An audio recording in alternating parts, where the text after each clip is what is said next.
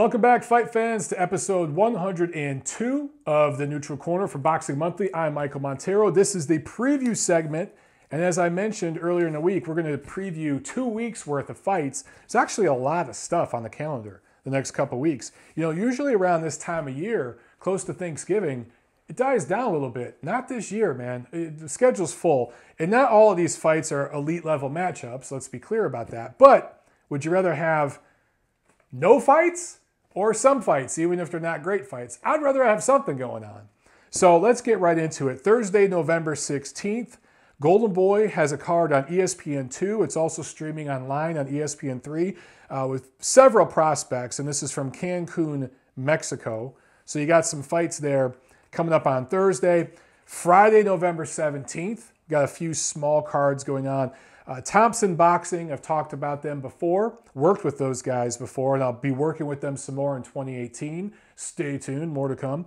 They're doing another card from the Doubletree Hotel in Ontario, California. You can always find those cards streamed on their social media, their Facebook page, their website, their Twitter. So guys, Friday night, check that out. Those cards are always fun. Undefeated southpaw welterweight prospect Giovanni Santillan, who's 22-0 with 12 knockouts, is a San Diego fighter. He will be headlining that card. Also, Friday, November 17th, PBC card on Fox Sports 1 from Flint, Michigan. Anthony DIrrell is the headliner there. And from Sloan, Iowa, it's a Roy Jones promotion on BEIN Sports, B-E-I-N Sports. So a few cards to look forward to Friday. Saturday, November 18th, in Poland, Tomasz Adamek fighting Fred Kasi. 10-rounder. This will be on Polstat. That's the big sports network there in Poland. Adamek, I thought he was going to retire. That's what he said when he got knocked out last year against Eric Molina. Remember last April? Eric Molina, the same guy who just got waxed and taxed by Dominic Breazeale, knocked out Tomasz Adamek last year in Poland, and Adamek announced his retirement after that loss. Yet here he is, about to turn 41. He's lost 3 of his last 5, going up against Fred Kasi, who's 0-4-1 in his last 5. This fight is for the vacant Republic of Poland International Heavyweight title, whatever the hell that is. In Belfast, Northern Ireland, it is the return of this man, Mr. Carl Frampton, going up against Horacio Garcia in a 10-round fight. This is Frampton's first bout back since the loss to Leo Santa Cruz earlier in January. You remember that whole situation with Santa Cruz, where he was kind of promised with a handshake and a wink and a smile that there would be a rubber match over in his neck of the woods, because he was ever so kind to come to America and fight Santa Cruz not once, but twice, including the rematch, which honestly, if you really think about it, if Frampton's people were really doing what was best for him, that rematch should have been over in Northern Ireland. That's where it should have been, you know? But he came back to the USA, did a favor for Uncle Al and one of his favorite sons, Leo Santa Cruz. Santa Cruz won big in the rematch, and Frampton was kind of left with his blank in his hand, right? If I say the word, YouTube will demonetize my video. Yeah, I know. I'm a pussy. I can say pussy, but I can't say the D word. Ugh, ridiculous, YouTube. So Leo Santa Cruz and Uncle Al, in a way, kind of screwed him over. Frampton's kind of gone back to square one. He left Cyclone Promotions, signed with Frank Warren. Now he's training with Jamie Moore, who's a former junior middleweight fighter, and he's being managed by Matthew Macklin. So this is kind of an interesting team he's assembled around him. It's going to be interesting to see what they can do with the Carl Frampton brand from here. Garcia's a tough Mexican fighter. He's fought, obviously, in Mexico, Japan, and the USA. This will be his first fight in Europe. Never been stopped. Well, he's going to get stopped this Saturday. You'd hope that Carl Frampton can stop him at this point, and that's what I see happening here. Also, on this card, a couple of South African fighters, Olani Titi and Siboniso Gonya, fighting for the WBO bantamweight title, and Filipino fighter Jerwin Ancajas is fighting Jamie Conlon. And for Ancajas, this will be the third defense of his IBF super flyweight title. His last 4 bouts have been in the Philippines, Macau, Brisbane, and now Belfast. So that dude has a passport, willing to stamp it. Gotta love him. Gotta love him. For Jamie Conlon, he's the older brother of Michael Conlon, over 100 amateur fights before turning pro. 31-year-old prospect. He's 31 years old. Ancajas looks older, but he's only 25 years old. And the Filipino fighter is a southpaw, plenty of experience. He should win this fight. Hopefully, there's nothing going on crazy with the scorecards, but I actually like Ancajas. I think he could score a stoppage in this fight. I like him big here. Maybe I'll be proven wrong, but I think the Filipino fighter gets it done and defends his title again. In Las Vegas on Bounce TV, it's a PBC card. Julian J. Rock Williams coming to Vegas to fight Las Vegas fighter Ishe Smith. This will be Williams' second fight since that KO loss to Charlo last December. He needs to dominate to get the decision, in my opinion. He's fighting an uphill battle. This is a Mayweather Promotions card. I know that Mayweather Promotions used to promote Ishe Smith. I don't know if they're still together contractually or not. I haven't been able to get a straight answer out of anybody with that. But I do know that Smith was with them. I'm assuming he still is, but I asked around and haven't got a clear-cut answer. So I don't know. It's a little murky there. For Smith, this is his first fight of 2017. But Las Vegas, born and bred fighter. As far as I know, he's a Mayweather Promotions guy, Mayweather Promotions card. Look, Julian J. Rock Williams and his man, Steven Breadman Edwards, his trainer. They've been on the wrong side of politics before with that Charlo fight last year. They're on the wrong side of politics in this fight, in my opinion. They need to let their fist do the talking for them. And if I'm J-Rock, I'm starting early and I'm putting a lot of leather on Smith to leave no doubt so that there's no effery. Can't say the word or YouTube will block me. So that there's no effery. It rhymes with duck-ery on the scorecards. All right, Tuesday, November 21st. It's a PBC and Fox Sports 1 card. Devon Alexander. Remember him? Devon Alexander. First fight in over 2 years. Coming back to fight Walter Castillo. Alexander has lost 3 of his last 4. Former unified 140-pound titleist, and he briefly held a 147-pound title. A lot of people forget about that. This guy was a pretty accomplished fighter for a while. 140, 147, he was one of the top fighters for a while. I'm not sure why he's coming back in such a small card like this. Really don't know what the deal is. I don't know if it's a money thing and he's looking to try to work his way back into a title shot, which the way Uncle Al and the PBC works with all those welterweights could happen, whether he deserves it or not. You could see this guy maybe in 2018 fighting for a welterweight title. Call me crazy, but could happen.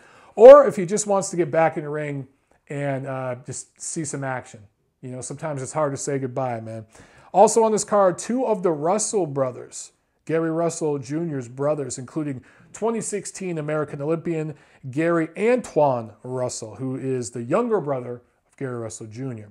Now, Friday, November 24th in Thailand, it is a minimum weight WBC title fight, the 8th defense for Thai fighter Chayaphon. It's either Chayaphon or Chayaphon Moonsri. He's defending his title for the 8th time against the Japanese fighter Tatsuya Fukuhara. Had to be careful with that one. Tatsuya Fukuhara. So it's 105 pounders, real little fighters over there in Thailand. And a lot of the fights over in Thailand are with the real little guys. Biggest fight card of the next couple weeks, Saturday, November 25th. Well, you know what? Before I get to the one at MSG, let's start in Germany. In Germany, on November 25th, Manuel Charr and Alexander Ustinov fighting for a WBA heavyweight title eliminator. Now, earlier this week, I got on the WBC for some of their effery. Now it's my turn to beat up on the WBA a little bit. Manuel Charr, he was filleted by Vitaly Klitschko back in 2012, and he didn't deserve a title shot then. He was also KO'd by Povetkin in 2014. Majority decision loss to Johan Duapas in 2015. It was KO'd by Marius Bredis, who is a cruiserweight titleist now, but he had a heavyweight fight, KO'd by Bredis in an 8-rounder in 2015. What in the holy hell is Manuel Charr doing fighting in a heavyweight title eliminator? As for Ustinov, he makes Mariusz Vok look like Pernell Whitaker. That's how slow that guy is. He's a massive fighter. He's 6'6". He's weighed as much as 300 pounds in some of his fights. So he's got a little bit of big baby in him. Picture a Russian big baby Miller. That's Ustinov. Just not as good. And you know my opinion of Miller. So, yeah. This guy, who's been in the 280-pound range lately, I'll give him that much credit. He stepped up once, and he's fought nobody in his career, but he stepped up once in 2012 against Kubrat Pulev, was thoroughly dominated and KO'd late. These two are the two best fighters the WBA could come up with to fight a title eliminator.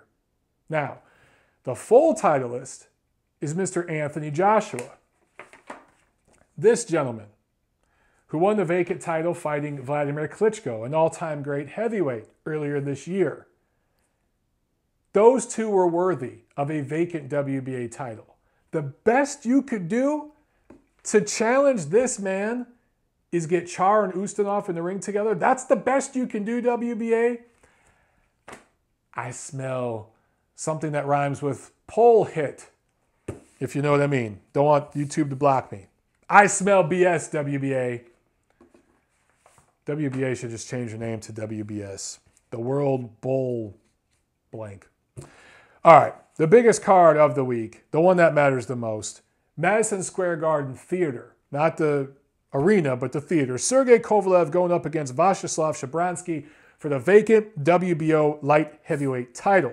For Kovalev, coming off his loss to Andre Ward, and of course he had the much disputed loss last November, a fight that I thought he won and most ringside observers thought, but he lost to Ward again in June in the rematch, and there was no doubt about that one. Was not without controversy, obviously, because of some of the tactics from Mr. Ward and the referee allowing that to happen. But be that as it may, Sergey Kovalev mentally and emotionally capitulated in that fight. He actually capitulated before the fight. That fight was over really before it was even signed. Kovalev just wasn't the same guy. And he mentally beat himself before he even went into camp for that fight with Ward. And the aura of invincibility for the Crusher is now gone. I don't know if the Crusher moniker is still worthy of Sergey Kovalev. He's no longer with John David Jackson. He's training with a Russian trainer. Can he get back to the form we saw several years ago when he was a hungrier fighter? I don't know. You know, I've said many times Kovalev is his own worst enemy because of his lone wolf mentality to camp. And as far as I can see, that's continuing. So he's going up against Shabranskyy, who was KO'd by Sullivan Barrera last December. He is 2-0 with 2 knockouts so far this year, but against very limited opposition. Shabranskyy is a tough guy that brings it. He will check Kovalev's chin. He dropped Barrera before getting knocked out to Barrera last year. Even though Barrera had put him down several times, he was able to drop Barrera. So don't get it out of your mind that Shabranskyy isn't a live dog here and doesn't have a chance. He's got a chance. You have to favor Kovalev. But all things being considered, the lone wolf mentality and everything, Kovalev still has so much more craft and skills and athleticism, highly underrated athleticism, that I do think he gets by Shabranskyy here and gets another title. But how long can this act go on, the way he approaches his training? How would he look against Artur Beterbiev, Dmitry Bivol, Alexander Gvozdyk? I don't know. I don't know, man. Those guys are so young and so hungry. If I'm Sergey Kovalev and he gets this W, I'm calling out Adonis Stevenson. That is still a marketable fight. And if somehow that can be made, that's the biggest money fight for Kovalev.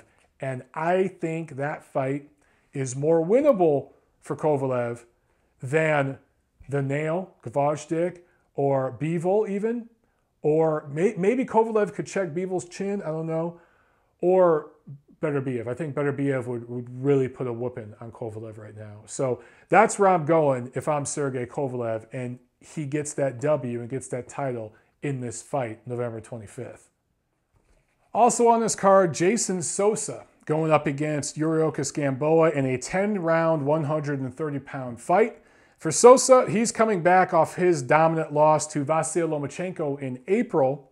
And for Gamboa, remember, he did lose to Robinson Castellanos in May, but he did come back against Alexis Reyes in August. Got the W, but barely won that fight. That was a close fight.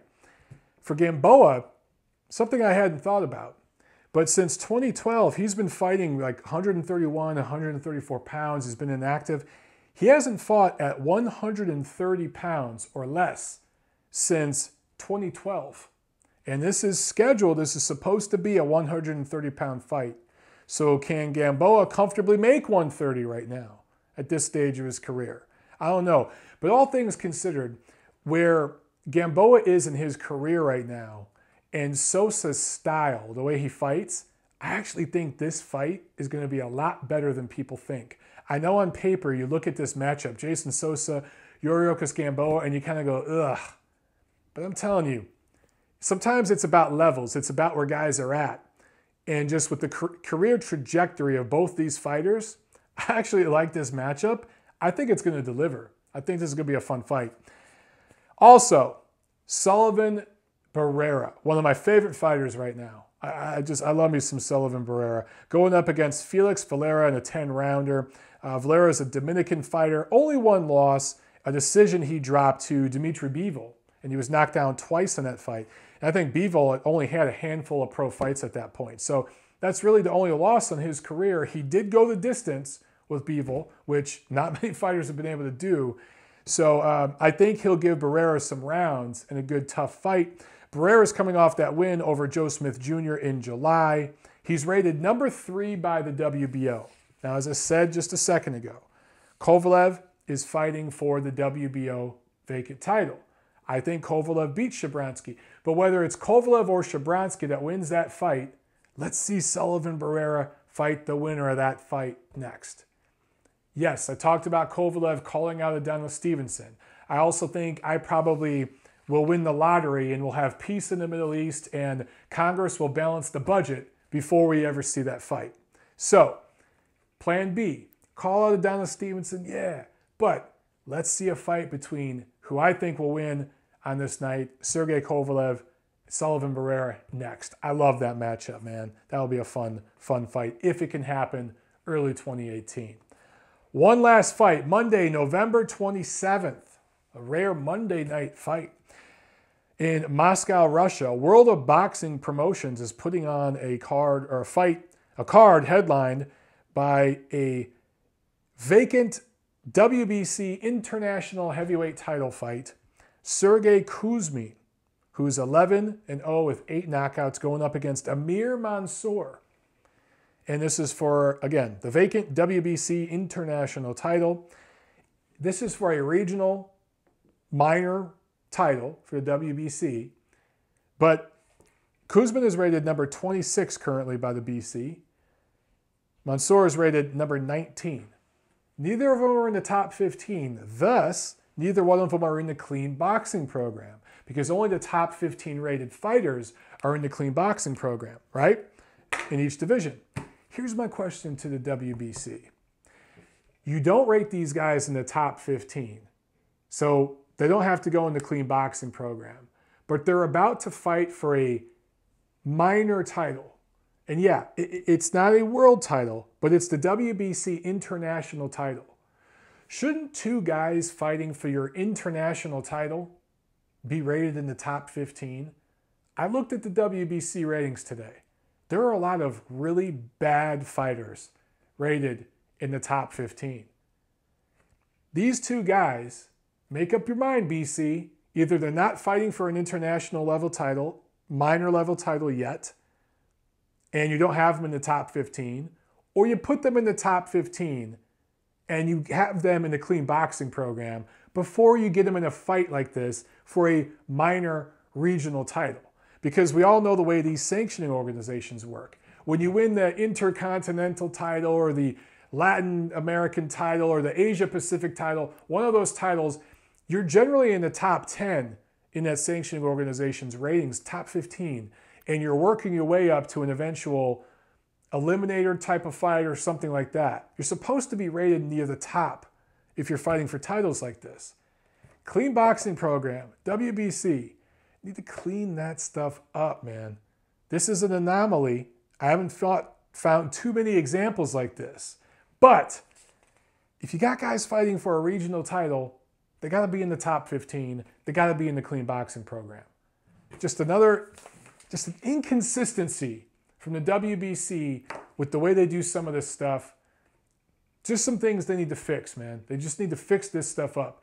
I beat up on the WBA earlier in this segment. Now I'm beating back up on the WBC. I'm telling you, between those two sanctioning bodies, which are the two glamour sanctioning organizations, right? The IBF and the WBO are newer. They came around, I think, in the 90s, and they're the new kids on the block. They're not seen with the prestige of the BC, the BA.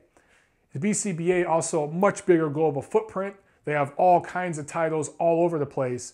If you got guys fighting for minor or regional titles, they need to be in the top 15 so you can have them in the clean boxing program and set the right freaking example. Get it together, WBC. All right, guys, that's it. So, again, I'm going to be back on November 27th. Monday, November 27th, TNC is back. Until then, we will be on a 1-week hiatus. That's why I did 2 weeks worth of previews in this segment. Don't go nowhere. We'll be back. Plenty of action to come, right? Plenty of stuff to talk about. Like, share, subscribe. I'll see you at the fights.